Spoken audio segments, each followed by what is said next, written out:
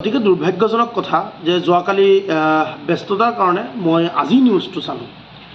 এজন ব্যক্তিয়ে ক'ৰবাত কৈ আছে যে কংগ্ৰেছ দলক ভোট নিদিলে এই মানুহ মুছলমানৰ পৰা খাৰিজ হৈ যাব।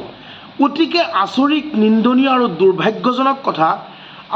আমি অসম সংখ্যালঘু সংগ্ৰাম পৰিষদে স্পষ্ট কৰি দিছোঁ, যিজন ব্যক্তিয়ে এনেধৰণৰ অদ্ভুত আৰু নিম্ন মানসিকতাৰ মন্তব্য কৰিছে সেই ব্যক্তিজনক মই কৈছোঁ যে আপোনাক যদি মুছলমানে কংগ্ৰেছক ভোট নিদিলে মানুহ মুছলমানৰ পৰা খাৰিজ হয়, সেইজন ব্যক্তি যিজনে এই মন্তব্য কৰিছে সেই ব্যক্তিজনৰ মাইকী তালাক হ'ল, এতিয়া মাইকীৰ লগত থাকিব নোৱাৰিব। স্পষ্ট কথা। কেতিয়াৰ পৰা এই ব্যক্তিজন আপোনাৰ মুক্তি হৈ গ'ল। আৰু এটা কথা মই কওঁ যে আজি কংগ্ৰেছ দলৰ কথা কৈ আছে, কংগ্ৰেছ দলক মুছলমানে কিয় ভোট দিব?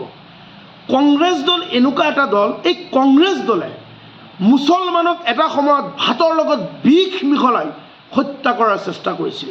আৰু সেই বিজেপি বৰ্তমান মুছলমানক গুলিয়াই আৰু আপোনাৰ আঘাত কৰি পেলাই হত্যা কৰাৰ চেষ্টা কৰিছে। আমাৰ কাৰণে কোনো দল ভাল নহয়, স্পষ্ট কথা।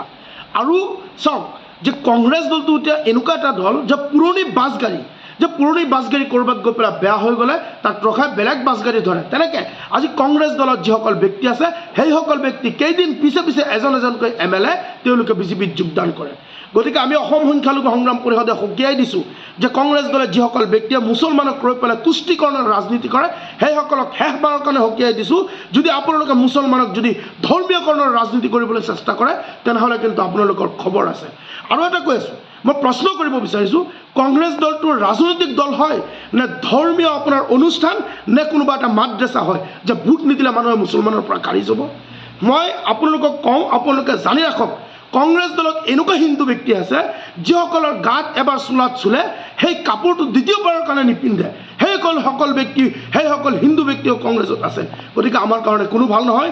স্পষ্ট কথা, যিসকলে কংগ্ৰেছৰ এই মন্তব্য কৰিছে মুছলমানৰ পৰা খাৰিজ হ'ব, মই তেওঁলোকক কৈছোঁ যদি সৎ সাহস আছে কংগ্ৰেছৰ ৰাজ্যিক সভাপতি ভূপেন বৰা এইজনক কাণত ধৰি পেলাই দলৰ পৰা বহিষ্কাৰ কৰক। ইয়াত কোনো দল আমি হিন্দু মুছলমানৰ দল নহয়। অসমৰ মাজত যিসকল থাকিব প্ৰতিজন ব্যক্তি অসমীয়া, প্ৰতিজন ব্যক্তিয়ে অসমৰ কালচাৰ মানিব লাগিব, ভাৰতৰ কালচাৰ মানিব লাগিব। কোনোবাই ক'ত কি দল কৰে কৰক, আমাৰ কোনো আপত্তি নাই। আমি অৰাজনৈতিক সংগঠন হিচাপে আমি আমাৰ কমিউনিটিৰ কাৰণে মুছলমানক অন্যায় অত্যাচাৰ কৰিলে, মাৰপিট কৰিলে প্ৰত্যেকটো ক্ষেত্ৰত আমি কাউণ্টাৰ দিওঁ। কিন্তু এনেদৰে তৰল মন্তব্য কৰিলে সেইসকল ব্যক্তিক অসম সংখ্যালঘু সংগ্ৰাম পৰিষদে সদায় প্ৰতি উত্তৰ দিওঁ। মই আৰু এটা কথা ক'ব বিচাৰিম যে কংগ্ৰেছ দলটোৱে মুছলমানৰ অধিকাৰ কাঢ়ি লৈছিল আৰু সেই কংগ্ৰেছ দলৰ যিসকল ব্যক্তি আছিল বিজেপিত গৈ পেলাই আমাৰ ওপৰত একশ্যন মুড আৰম্ভ কৰি দিছিল।